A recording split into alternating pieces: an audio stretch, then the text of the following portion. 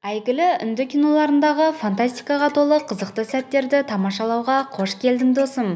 Әдетте үнді киноларының тең жартысы ән мен биден тұрады, және кино соңында бәрі бір-бірімен туысқан болып шығады.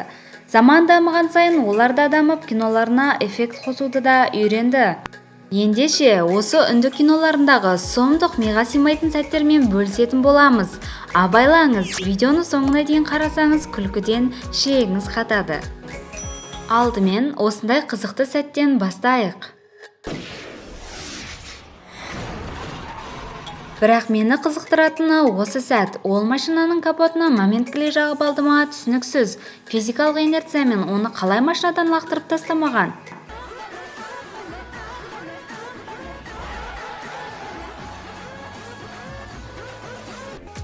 Тағы дым болмағандай күліп қояды. Боксер деген фильмде жігіттердің төбелесі қызық, олар бір-бірін саусақ ұшын тигізбей зақымдайды.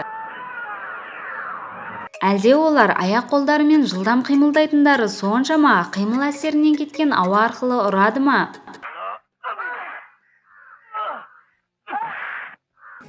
Сексен төртінші жылдары арнайы эффект болмаған сияқты, есесіне ешкім соққа алмай киноға түсіп шықты. 2010 жылы үндістер американдық Терминатор фильміне қарап өздерінің Терминаторын шығарған. Әсіресе оның ұсқыны қызық. Американдық Терминаторды жасаған Джеймс Кэмерон осыны көріп жылап жіберген болар.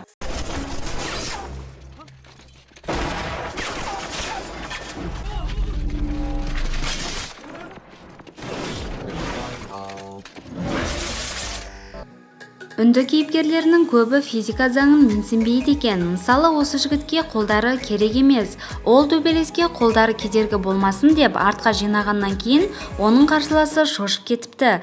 Тіпті иықпен тиіп кеткеннен қарусыз қалып қойған.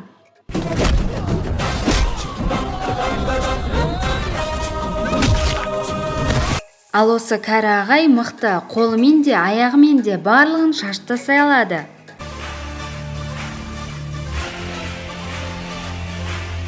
Оған жабылған дұшпандар үшін ең қорқыныштысы ол өзінің көзілдіріктерін дұрыстаған сәт. Ал егер ол көзілдіріктерін шешіп тастаса, болды, біттіңдер деген сөз.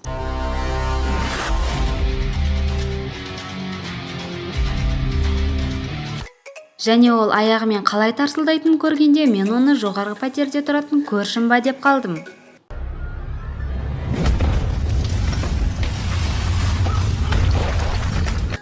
Үнді матрицасын қараңыз.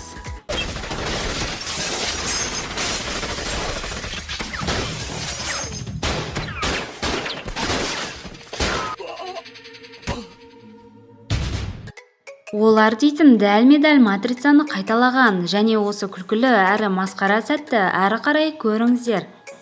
Еще қабырғада жүгіріп өткенде аяқтары тайып жатқаны ше. Сенгам фильмі ең масқара әрі күлкілі фильмдердің бірі.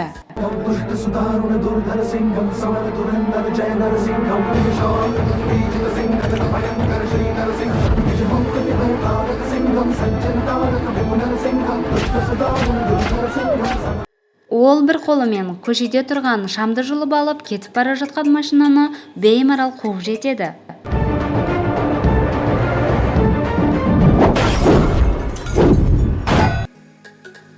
Маған ең ұнайтыны ол Голливудтағы Брюс Уиллис сияқты машинасынан шыққаны.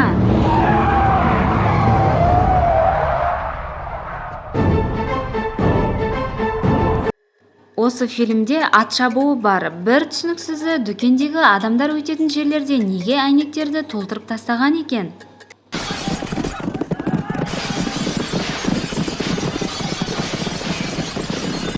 Негізінен осы фильмнің дәл осы сәттері аңызға айналып кеткен. Қараңыздар, мүмкін сіз де бұрындары көрген боларсыз.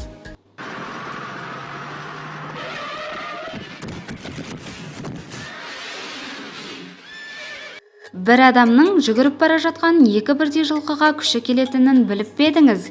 Сенбесеңіз, міне дәлел.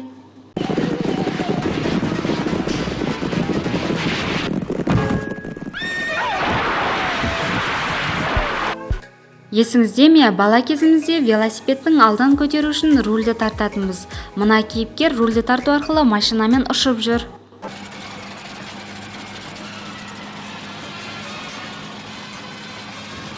Сізді жан-жақтан трактормен қоршаса, не істеу керек екенін білесіз бе? Дұрыс, дрифт жасап, оларға балшық шашу керек.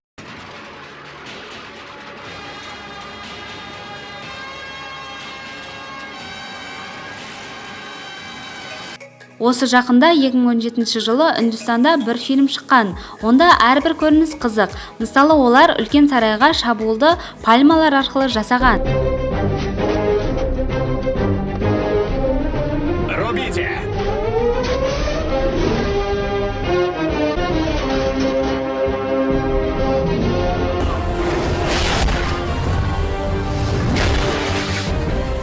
Әзірге осы достар, егер видео ұнаған болса, лайк басып, пікір қалдырыңыз.